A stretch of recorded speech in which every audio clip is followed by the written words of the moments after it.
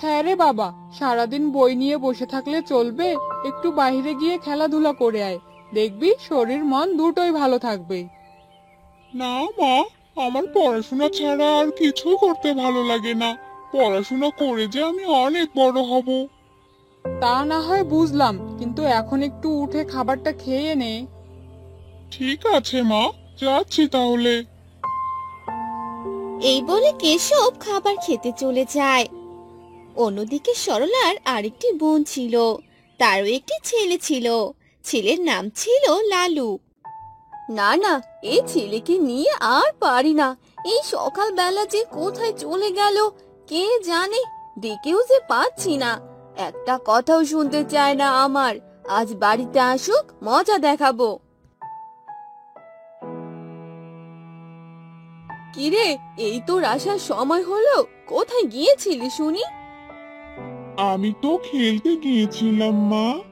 হ্যাঁ, ওই খেলা, খেলাধুলা সারা তুই কি আর কিছুই বুঝিস না নাকি? হ্যাঁ, সে দেখ, সবাই কত কি করে, ঠিক মতো পড়াশোনা, ঠিক মতো খেলাধুলা, আর খাবারও ঠিক মতো খায়। আর তোরা কি করিস শুনি? না মা, আমার পড়াশোনা করতে একদম ভালো লাগে না। পড়াশোনা না করে সবাই কত কিছু করছে, আমিও সেগুলো করব। পড়াশোনা করলে তুই মানুষের মতো মানুষ হবি, ভালো একটা চাকরি করবি, সবাই তোকে অনেক সম্মান করবে। না মা, আমি এসব হতে চাই না, আমি খেলতে গেলাম। আরে শোন শোন, খাবারটা অন্তত খেয়ে যা। লালু খাবার না খেয়ে সেখান থেকে চলে গেল। এভাবেই অনেকদিন চলে গেল।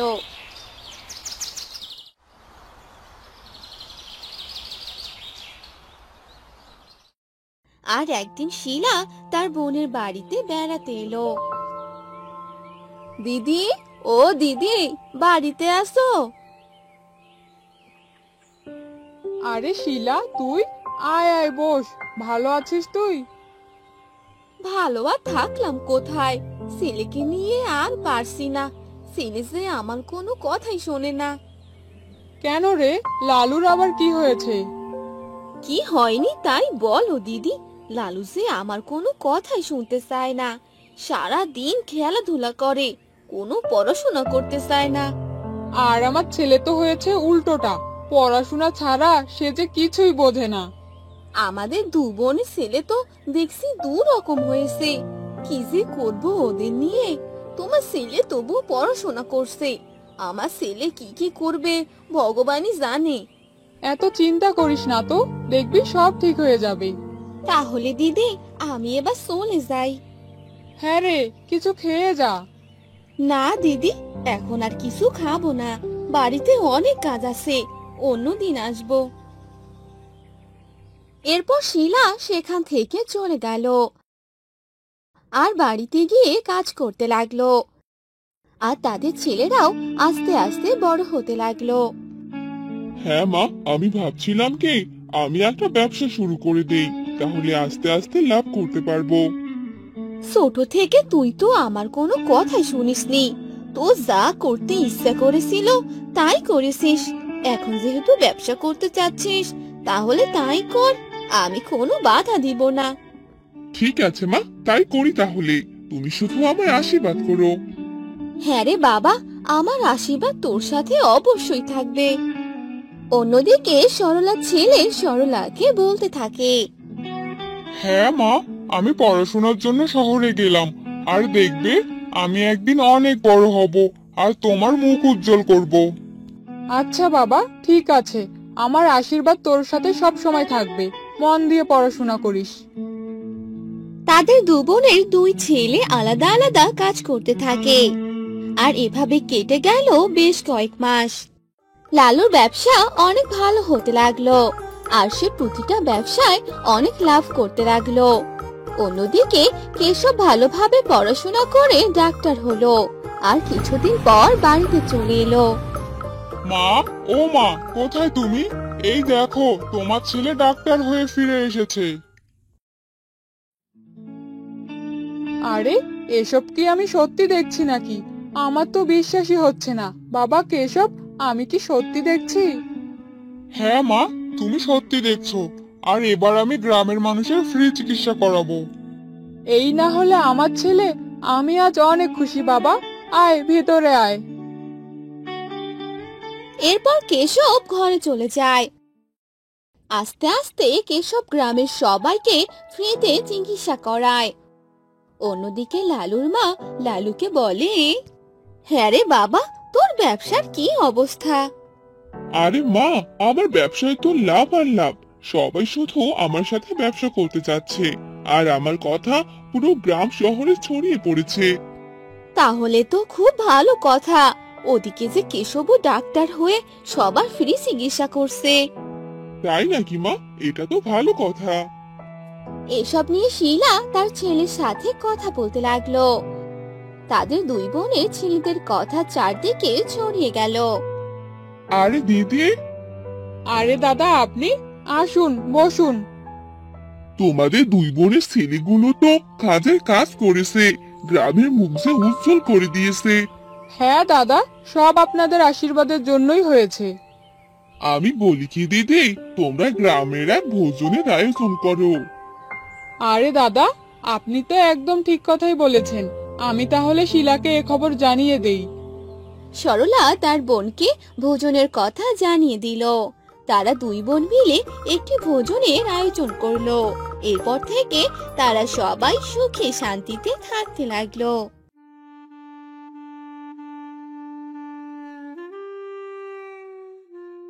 মা, তুমি চিন্তা করো না, দিদি এখনই চলে আসবে বৌদ্ধ মশাইকে নিয়ে। তুমি এত ভেঙে পড়ো না মা। রাধা একা কোথায় গেছে? মেয়েটা আমার কেন যে এমন দস্যিপনা করে। তুই যা মা, দেখ তোর দিদি কোথায় গেছে। মা, তুমি এত কথা বলো না তো, তুমি অসুস্থ।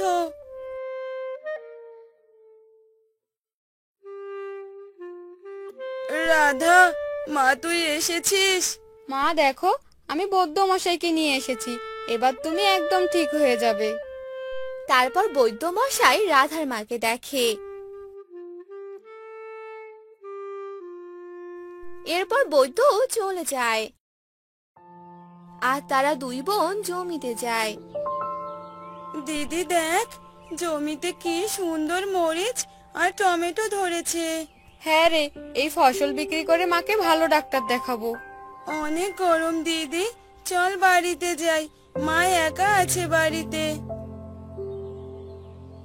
এরপর তারা বাড়িতে চলে আসে। রাধার মা, ও রাধার মা, বাড়িতে আছো?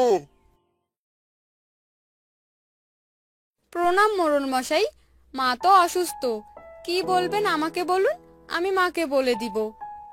তোমার বাবা গত হয়েছে অনেক দিন হলো, কিন্তু তোমার মা আমার পাওনা টাকা দেবে দেবে করে এখনো দিল না। মোড়ল মশাই, মায়ের তো অনেক অসুখ, আমাদের আর কিছুদিন সময় দিন, আপনার টাকা ঠিক পরিশোধ করে দিব। এরপর মোড়ল সেখান থেকে চলে যায় আর মোড়লের বাড়িতে মোড়লের পেয়াদা আসে। কর্তা বাবু, কত করে বললাম নকুলের বউয়ের থেকে জমিগুলো নিয়ে নিন। এখন ভালো হয়েছে, দুদিন পর যখন নকুলের মেয়েরা এসে সব টাকা দিয়ে যাবে, তখন আপনার সব আশা শেষ। কিরে হারু, এমন ক্ষেপে আছিস কেন? কি হয়েছে বলবি তো নাকি? নকুলের মেয়েরা যে তাদের জমিতে চাষ করছে, আর তাদের ফসলও অনেক ভালো হয়েছে। এই ফসল বিক্রি করলে আপনার টাকা শোধ দিতে সময় লাগবে না। না না, তা তো হতে দেওয়া যাবে না। ওই জমি যে আমার চাই চাই। শোন হারু, আজ রাতেই তুই যাবি ওই জমিতে। এই নে বিষ, এই বিষ পুরো জমিতে ছিটিয়ে দিবি। তারপর কি হবে কর্তা বাবু? যা হবে সকালে দেখতে পারবি। কিন্তু শোন, এই কথা যেন ভুলেও কেউ না জানে, তাহলে কিন্তু তোর রক্ষে নেই।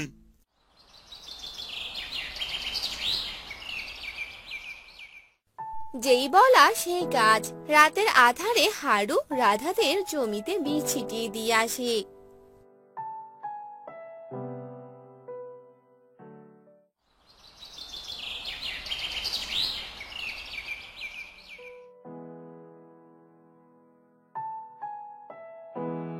এই ঈশ্বর, এ তোমার কেমন নীলা খেলা! একদিকে মা অসুস্থ আর মোড়ল মশাই টাকার জন্য চাপ দিচ্ছে, এ সময় ফসলগুলো এভাবে পুড়ে গেল। দিদি, আমরা যে একবারে নিঃস্ব হয়ে গেলাম রে। এখন কি করব আমরা?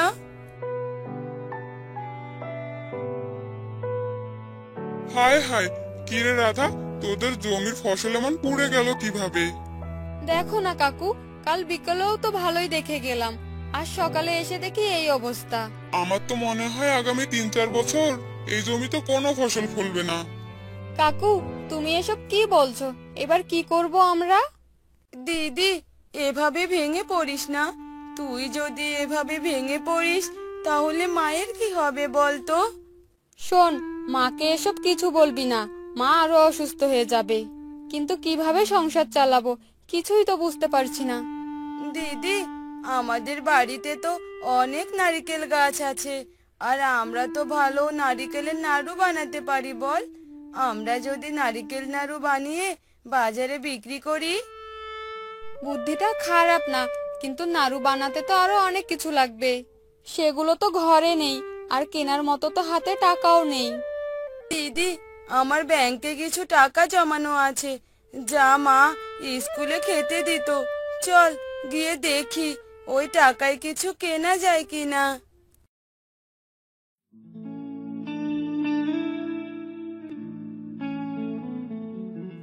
তারপর তারা দুই বোন মিলে নারকেল নাড়ু বানিয়ে বাজারে বিক্রি করতে চলে যায়। আর সেদিন তাদের বিক্রি অনেক ভালো হয়, আর তারা অনেক টাকা লাভ করে।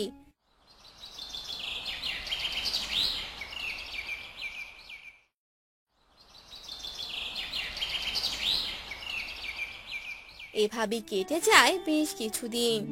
রাধার মা এখন একটু সুস্থ।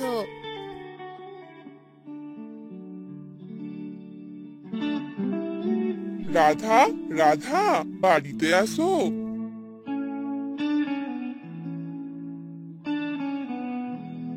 কাকু, আপনি কে? আপনাকে তো ঠিক চিনতে পারলাম না। আমাকে তুমি চিনবে না? গ্রামে শুনলাম তোমাদের নারকেল নাড়ু নাকি খেতে বেশ সুস্বাদু। আমাকে তোমরা রোজ নাড়ু দিতে পারবে? আসলে আমার নাড়ুর ব্যবসা আছে। কিন্তু কাকু, আমরা তো অল্প অল্প বানিয়ে বাজারে বিক্রি করি, কিন্তু আমাদের কাছে এত নাড়ু বানানোর জন্য তো টাকা নেই। টাকা নিয়ে চিন্তা করো না, এই নাও 10,000 টাকা, পরে আরো লাগবে জানিও। এ কথা বলে লোকটি সেখান থেকে চলে যায়।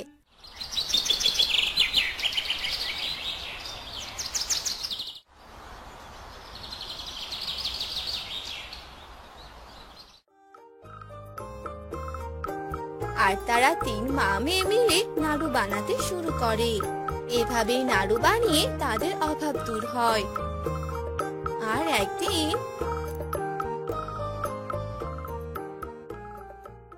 মোড়ল মশাই, এই নিন আপনার টাকা। আশা করি এখানে আপনার সুদ সমেত টাকা হয়ে যাবে। আর কখনো যদি আমাদের জমি বা বাড়ির দিকে পা বাড়ান, তাহলে পা কেটে রাখতে দুবার ভাববো না। আর ছোট হয়ে একটা কথা বলি, পরের অনিষ্ট করলে ভগবান তার নিজের অনিষ্ট করে বসেন।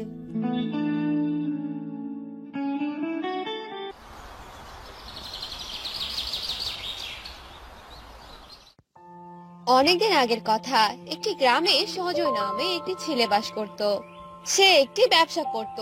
সজয় তার বাবার সাথে থাকতো।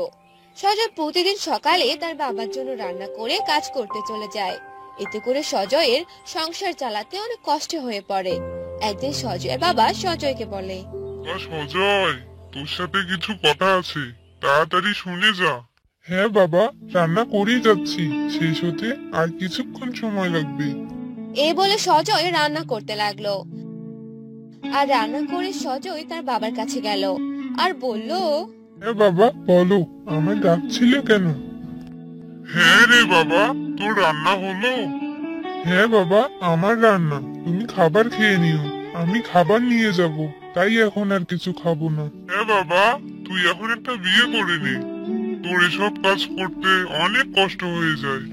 হ্যাঁ বাবা, সময় হলে বিয়ে করে নিব, তুমি এত ভেবো না তো। এখন আমি চলে গেলাম। তারপর সজয় তার ব্যবসার কাজে চলে গেল। এভাবেই অনেক দিন চলে গেল।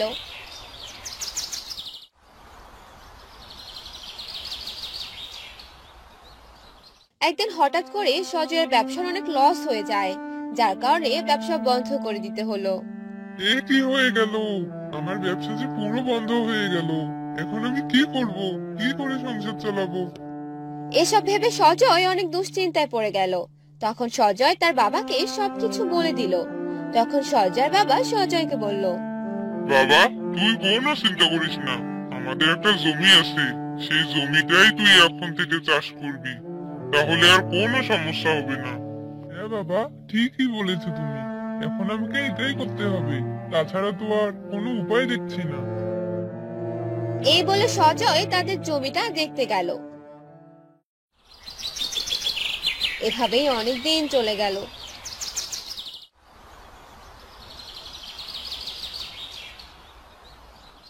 সজয় নিজের জমিতে কাজ করার পাশাপাশি অন্যের জমিতেও কাজ করত। এভাবেই তাদের দিন ভালোভাবেই যেতে লাগলো। আর কয়েকদিন পরই সজয় একটি বিয়ে করে ফেললো। সজয়ের বউ ছিল অনেক সুন্দর দেখতে, আর তার বউয়ের নাম ছিল রূপা। বৌমা, তোমার রান্নাটা হলো? তাড়াতাড়ি খাবার দাও, আমাকে যে বাজারে যেতে হবে। হ্যাঁ বাবা, নিয়ে যাচ্ছি। এই বলে সজয়ের বউ তার শ্বশুরকে খাবার দিয়ে দিল। আর সজয়ের বাবা খাবার খেয়ে বাজারে চলে গেল। এভাবেই কয়েকদিন চলে গেল। আর একদিন পরই সজয়ের সাথে রূপার অনেক ঝগড়া লেগে যায়। আর ঝগড়া থামার কোনো নামগন্ধই ছিল না। আর একদিন সজয় রাগ করে আরো একটি বিয়ে করে বউ বাড়িতে নিয়ে এলো। কি গো, এ তুমি কাকে নিয়ে এসেছো? মনে তো হচ্ছে নতুন বউ। আরেকটা বিয়ে করে এনেছি। তোমার ঝগড়া আর ভালো লাগছে না, এবার দেখি কিভাবে ঝগড়া করতে পারো। এ তুমি কি করলে গো? আমাকে আগেই ভালো করে বুঝিয়ে বলতা, তাহলে আমি আর তোমার সাথে ঝগড়া করতাম না। কিন্তু তুমি তো ঘরে সতী নিয়ে এলে। তা তো নিয়ে আসবেই, আমি তো তোর থেকে অনেক সুন্দর দেখতে, তাই তো আমাকে বিয়ে করে এনেছি। তোর থেকে আমি বেশি সুন্দর, তাই প্রথমেই আমাকে বিয়ে করেছে। প্রথমেই যদি আমাকে দেখতো তাহলে আমাকেই বিয়ে করে আনতো। আরে এবার থামো তোমরা। আমি বিয়ে করেছি যেন আমি ঝগড়া থেকে মুক্ত হতে পারি, আর এখন তো দেখছি আরো বিপদ হয়ে গেল। এ দেখি ঝগড়া আরো বেড়ে গেল। এভাবেই অনেক দিন চলে গেল।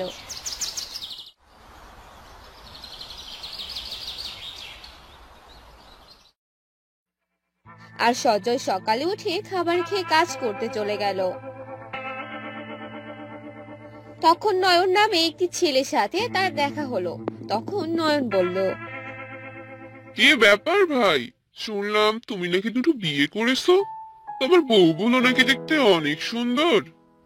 হ্যাঁ, দেখতে তো সুন্দরী। তা তুমি কি করে জানলে? আরে সবাই তো বলা বলি করছে, তাতেই শুনতে পেলাম। আরো একটা কথা শুনলাম। আবার কি শুনলি? শুনলাম তোমার দুই বোন নাকি সারাদিন ঝগড়া করে। আরে রাগ করে আরেকটা বিয়ে করে এনেছিলাম, এখন তো দেখছি আরো বড় বিপদ। সারাদিনে ঝগড়া লাগে, কি যে করি বলতো? কি নিয়ে তো ঝগড়া লাগে বলতো? আরে দুজনেই দেখতে অনেক সুন্দর, এই সৌন্দর্য নিয়েই তাদের মাঝে ঝগড়া লাগে। সুন্দরী মেয়েকে বিয়ে করে বড় বিপদে পড়লাম। তাই তো বলি, এত ঝগড়া লাগে কিসের জন্য? যাক বাবা, বাঁচা গেল। আমার বউ বেশি সুন্দর না, তাই কারোর সাথে ঝগড়াও করে না। তুমি ঠিক কাজ করেছো ভাই, আমারই হয়েছে যত জ্বালা। এখন কি করব আমি? যাই হোক, এবার আমি কাজে যাই, তুমি থাকো ভাই। এই বলে সজয় কাজ করার জন্য গেল। আর সজয়ের কাজ করতে করতে সন্ধ্যা হয়ে গেল। আর সজয় বাড়িতে চলে গেল আর দেখলো আমি কোনো কাজ করতে পারবো না, আমার কোনো কাজ নেই। আমি সারাদিন শুয়ে বসে থাকবো, আর তুই সব কাজ করবি। আর সব কাজ করানোর জন্যই তোকে বিয়ে করে এনেছি, বুঝলি? আমি তোর থেকে অনেক সুন্দর দেখতে, কাজ করলে আমার ত্বক কালো হয়ে যাবে। তুই আমার চেয়ে খারাপ দেখতে, তাই তুই সব কাজ করবি। এসব বলে তারা দুই বউ ঝগড়া করতে লাগলো। আর সজয় বাড়িতে এসে সবকিছু দেখতে পেল আর বলল, এবার কি চুপ করবে তোমরা? তোমাদের নিয়ে আর পারি না। এখন তাড়াতাড়ি রান্না করো আর খেতে দাও, কারো কোনো কথা শুনতে যাচ্ছি না। সজয়ের মুখে এসব কথা শুনে সে দুই বউ রান্না করতে শুরু করলো। এ কি, তোমরা দুজনেই রান্না করে এনেছো কেন? আমি কি দুজনেরই রান্না করা খাবার খাবো নাকি? তুমি শুধু আমার রান্না করা খাবার খাবে, আমি তোমার পছন্দ করা খাবার রান্না করেছি। না না, তুমি আমার রান্না করা খাবার খাবে, আমিও তোমার পছন্দ মতো খাবার রান্না করেছি, তুমি এগুলাই খাবে। এসব বলে তারা দুজনে ঝগড়া করতে লাগলো। তখন সজয় বলল, তোমরা কি থামবে এবার? এখন তোমাদের জ্বালায় আমি ভাতটাও খেতে পারবো না। আচ্ছা ঠিক আছে, তুমি দুজনের খাবারটাই খাও। তারপর সজয় দুজনের খাবার একটু একটু করে খেতে লাগলো। আর খাওয়ার পর সজয় ঘুমিয়ে পড়লো। পরদিন সকালবেলা আমি কাল সকালে আমার জমির জন্য অনেকগুলো বীজ নিয়ে আসবো, আর এগুলো বীজ নেওয়ার জন্য শহরে যেতে হবে, ফিরতে অনেক দেরি হয়ে যাবে। আচ্ছা ঠিক আছে, তাড়াতাড়ি চলে এসো। তারপর সজয় বাড়ি থেকে বের হয়ে গেল। আর রাস্তায় তার গ্রামের মোড়লের সাথে দেখা হয়ে গেল। আর মোড়ল সজয়কে বলল, কে ব্যাপার সজয়, তোমার বউগুলো দেখতে নাকি অনেক সুন্দর, তা তুমি একজন চাষি হয়ে এত সুন্দর বউ কোথায় পেলে? হ্যাঁ মোড়ল মশাই, আমার কপাল অনেক ভালো, আর আমিও চাই আমার মতো আপনারও হোক, আরো 2টি বউ হোক, আর তারা দেখতে অনেক সুন্দর হোক। আরে না রে সজয়, আমার আর বউয়ের কোনো দরকার নেই, যা আছে ওটাই হয়ে যাবে। তা তুমি কোথায় যাচ্ছ এখন? আমি একটু শহরে যাব, কিছু বীজ কিনে নিয়ে আসবো। আচ্ছা ঠিক আছে, তবে যাও। এই বলে সজয় সেখান থেকে চলে গেল। আর শহর থেকে বীজ নিয়ে বাড়িতে চলে এলো। আর দেখলো তার দুই বউ আবার ঝগড়া করছে। এসব দেখে সজয় তার বাড়িতে ঢুকলো না, আর বলল, সুন্দরী মেয়ে বিয়ে করে এখন তো আমারই বাড়িতে ঢোকা বন্ধ হয়ে গেল। আমার মতো যেন আর কারো এমন না হয়। আমার আর সুন্দরী বিয়ের দরকার নেই, আমি একাই ভালো।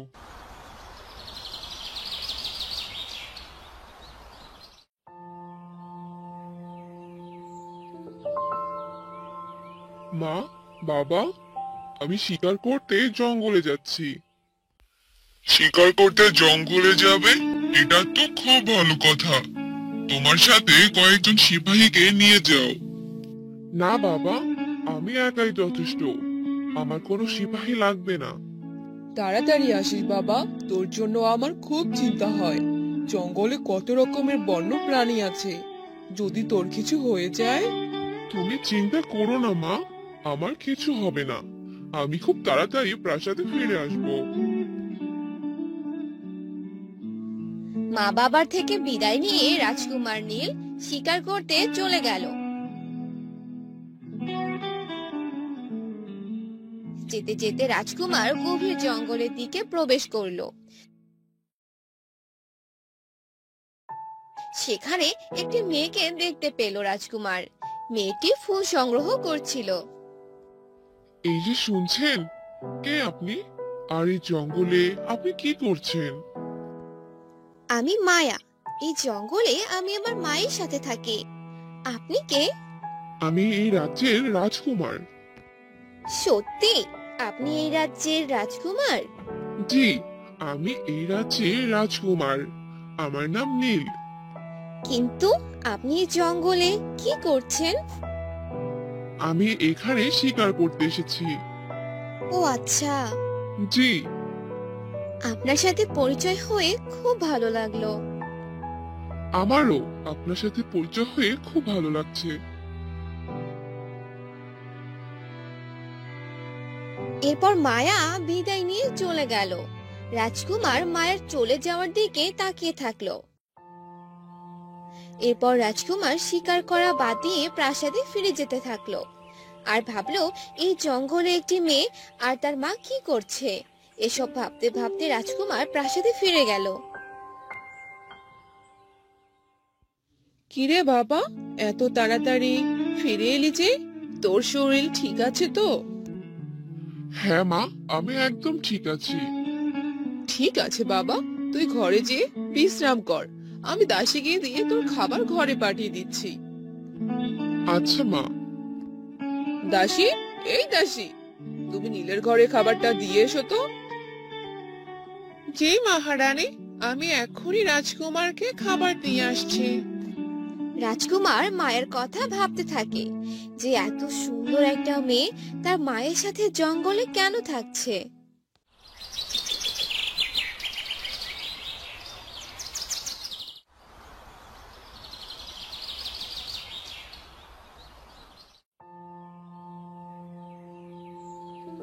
পরের দিন সকালবেলা রাজকুমার আবার সেই জঙ্গলে গেল মায়ার খোঁজে।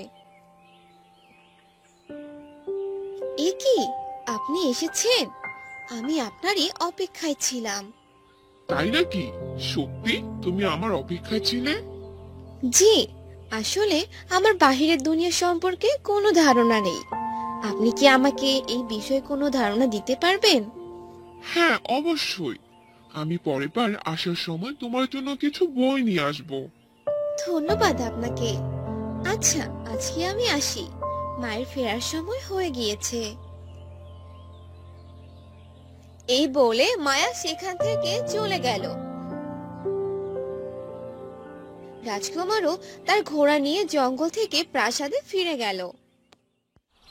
এভাবে কিছুদিন চলে গেল।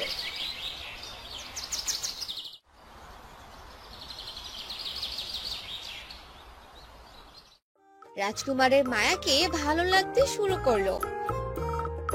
এরপর রাজকুমার তার মনের কথা বলার জন্য জঙ্গলে গেল।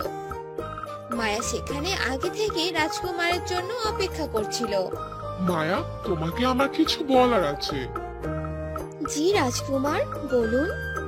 আসলে তোমাকে আমার খুব ভালো লাগে। আমি তোমাকে বিয়ে করতে চাই। আমারও আপনাকে ভীষণ ভালো লাগে, কিন্তু আমি আমার মায়ের অনুমতি না নিয়ে আপনাকে বিয়ে করতে পারবো না। ঠিক আছে, চলো আমরা তোমার মায়ের অনুমতি নেই। এরপর তারা মায়ের অনুমতি নিতে মায়াদের বাসায় গেল। মায়ের মা ছিল এক দুষ্টু তান্ত্রিক। তিনি মায়াকে ছোট থেকে বড় করেছেন তার স্বার্থের জন্য। তিনি মায়াকে তার নিজের শক্তির জন্য বলি দিতে চায়। মায়া ও রাজকুমার তাদের বাড়িতে পৌঁছালো। আমি এই রাজ্যের রাজকুমার। আমার মায়াকে অনেক ভালো লাগে। আমি মায়াকে বিয়ে করতে চাই। না, এ কি করে হয়? আমি মায়াকে এখন বিয়ে দিতে পারবো না। কিন্তু কেন? আমি মায়াকে বিয়ে করে অনেক সুখে রাখবো। তা না হয় বুঝলাম, কিন্তু আমার একটি শর্ত আছে। কি শর্ত? এই জঙ্গলের গহীনে একটি মায়াবী বনফুল আছে। ওই বনফুলটি এনে দিতে হবে আমাকে, তাহলেই আমি মায়ের সাথে তোমার বিয়ে দিব। ঠিক আছে, আমি এনে দিব সেই মায়াবী বনফুল। এরপর রাজকুমার বেরিয়ে পড়লো সেই মায়াবী বনফুলের উদ্দেশ্যে। যেতে যেতে ভাবলো, কোথায় পাবো আমি এই মায়াবী বনফুল?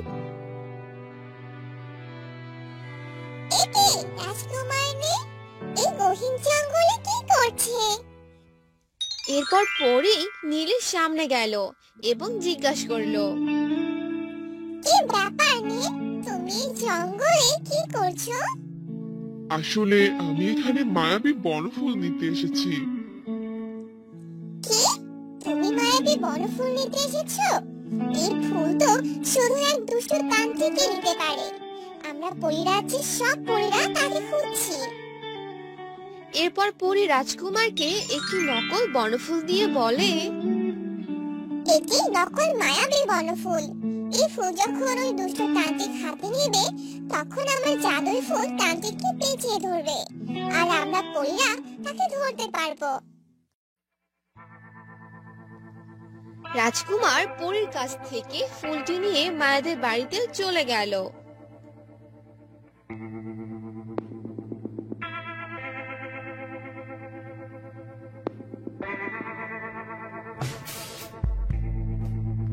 তুমি মায়াবী বনফুল নিয়ে এসেছো? জি, আমি মায়াবী বনফুল নিয়ে এসেছি। এই নিন। তান্ত্রিক ফুলটি হাতে নিতে জাদুই ফুলটি তান্ত্রিকের সারা গায়ে পেঁচিয়ে ধরলো। এ কি, তুমি আমাকে কি এনে দিয়েছো? দেখ মায়া, আমাকে মারতে চাইছে এই রাজকুমার। পরী তখন সেখানে হাজির হলো। দুষ্ট তান্ত্রিক, তুই মানুষের অনেক ক্ষতি করেছিস। তোকে আমরা অনেক খুঁজেছি। তুই তোর সাথের জন্য মায়াকে ব্যবহার করেছিস। আজ তুই আর আমাদের হাত থেকে পালাতে পারবি না। আমাকে ক্ষমা করে দে মায়া, আমি তোর আসল মা নই। ছোট থেকে আমি তোকে বড় করেছি আমার স্বার্থের জন্য। আমি তোকে বলি দিয়ে অনেক শক্তি অর্জন করতে চেয়েছি। পরী তান্ত্রিককে নিয়ে পরী রাজ্যে চলে গেল।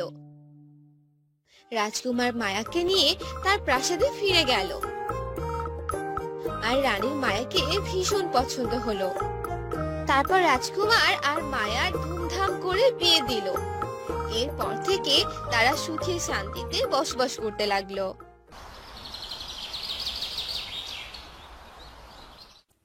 শোন, আজ তো স্কুল ছুটি, চল না ওই বনটায় ঘুরতে যাই। আমার যে খুব আম খেতে ইচ্ছে করছে।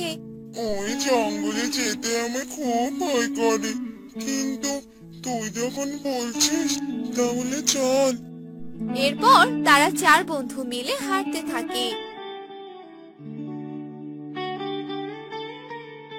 আর হাঁটতে হাঁটতে কিছুক্ষণ পর জঙ্গলে এসে পৌঁছায়। দেখ চারপাশটা কত সুন্দর, কি যে ভালো লাগছে আমার। চল না আর একটু ভিতরে যাই। এই না, এখানে একটু বসে আড্ডা দিয়ে চলে যাব। খবরদার ভিতরে যাবি না কেউ। না না না, আমি যাবই। তোরা যদি না যেতে চাস তাহলে যাস না, কিন্তু আমি যাবই।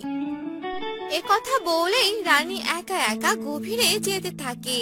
তারা তিন বন্ধু আর কোনো উপায় না পেয়ে রানীর পিছু পিছু হাঁটতে থাকে। মাধব, ওই দেখ কি অদ্ভুত দেখতে একটি গাছ, মনে তো হচ্ছে আম গাছ। অবাক কাণ্ড, এ যে নীল রঙের আম গাছ। গাছের আমগুলো দেখ কেমন নীল রঙের। আমি আগেই বলেছিলাম, চল ভাই পালাই। আমার একদম ভালো লাগছে না ব্যাপারটা। এই হলো আরেক ভেতর ডিম। তোর যাওয়ার হলে তুই একাই চলে যা। এই তোরা চল, আমরা ওই গাছ থেকে আম পেড়ে খাই। আমিও জীবনে নীল আম খাইনি, আজ খাবো। এই বাঁধন, চল আমরা গাছে উঠি। এরপর মাধব আর বাঁধন গাছের নিচে যায় আম গাছে ওঠার জন্য। তখনই গাছটি কথা বলে ওঠে। তোমরা আম খাবে? তোমরা অনেক ভালো, তোমাদের আমার খুব ভালো লেগেছে। কে কে কে কথা বলে? ওরে বাবা রে, ভূত ভূত ভূত! এ চল পালা। আমি কোনো ভূত নই, আমি হলাম এই নীল রাজ্যের আম গাছ। এই গাছ দেখে কথা বলতে পারে। এই তোরা চল পালাই, নয়তো আজ মরণ আছে কপালে। তোমরা যেও না, আমি তোমাদের কোনো ক্ষতি করব না। তোমরা কি আমার বন্ধু হবে? দাঁড়াও, তোমাদের আম দিচ্ছি। এরপর গাছ নিজে নিজেকে দুলিয়ে কয়টি আম নিচে ফেলে দেয়, আর সেগুলো চার বন্ধু খায়। আমগুলো খুব সুস্বাদু খেতে, আমাকে আর কয়টা আম দাও না। আচ্ছা, তুমি এমন নীল রঙের কেন হলে? আমি হলাম উপকারী নীল গাছ। আমার এই আম যদি কোনো অসুস্থ ব্যক্তি খায় তাহলে সে দ্রুত সেরে যায়, আর আমার পাতা ছিললে সেগুলো টাকা হয়ে যায়, আর আমার কাঠ দিয়ে বাড়ি তৈরি হয়। এসব কথা আর কাউকে বলো না বন্ধু। এখন থেকে আমরা যখনই সময় পাবো তোমার গাছের আম আর তোমার সাথে গল্প করতে চলে আসবো। আমার খুব আনন্দ লাগছে, আজ থেকে আমার 4 জন নতুন বন্ধু পেলাম। গাছ বন্ধু, আজ তাহলে আমরা আসি, অন্যদিন আবার আসবো। এরপর তারা চার বন্ধু মিলে যে যার বাড়িতে চলে যায়, আর এভাবেই তাদের জীবন ভালোই কাটতে থাকে। সুযোগ পেলেই তারা চার বন্ধু মিলে সেই নীল রঙের আম গাছের সাথে দেখা করতে যায়। কয়েকদিন পর গ্রামের একজন খুব অসুস্থ হয়ে যায়, কিন্তু অনেক ডাক্তার কবিরাজ তাকে সুস্থ করতে পারে না। আম গাছ আমাদের একটা উপকার করবে? কি উপকার বন্ধু বলো? আমাদের গ্রামের একজন কাকিমা খুব অসুস্থ, কিছুতেই যে সুস্থ হচ্ছে না। ওহ, এই ব্যাপার। আচ্ছা দাঁড়াও, এখনই তোমাদের সমস্যা সমাধান করে দিচ্ছি। এরপর গাছ তাদের 3টি আম দেয়। এই 3টি আম নিয়ে যাও, আর এই 3টি আম 3 দিন সকালে খাবে। দেখবে তোমার কাকিমা সুস্থ হয়ে যাবে। এরপর তারা 4 বন্ধু মিলে আম নিয়ে আসে আর অসুস্থ কাকিমাকে 3 দিন খেতে দেয়। আর 3 দিন খেয়ে কাকিমা একদম সুস্থ হয়ে যায়। আর এই কথা গ্রামে জানাজানি হয়ে যায়। আর সবাই নানা অজুহাতে নীল আম গাছ থেকে আম পেড়ে আনতে থাকে। মানুষগুলো বড্ড লোভী। এরা যদি অকারণে এভাবে আমার আম গাছ থেকে আম পেড়ে শেষ করে, তাহলে তো তাদেরই বিপদ। আমার গাছে 10 বছর পর একবার ফল ধরে, আর আমার বন্ধুগুলো আর আসে না।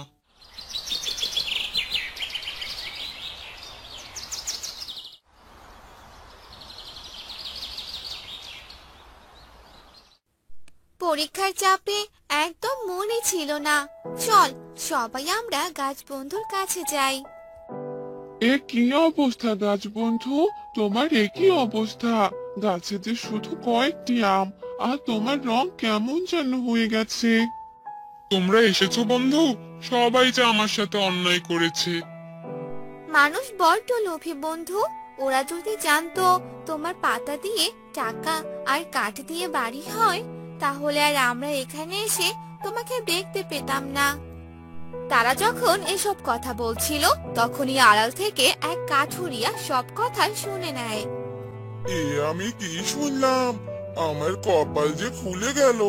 কালকেই আমি এই গাছ কেটে নিয়ে যাব।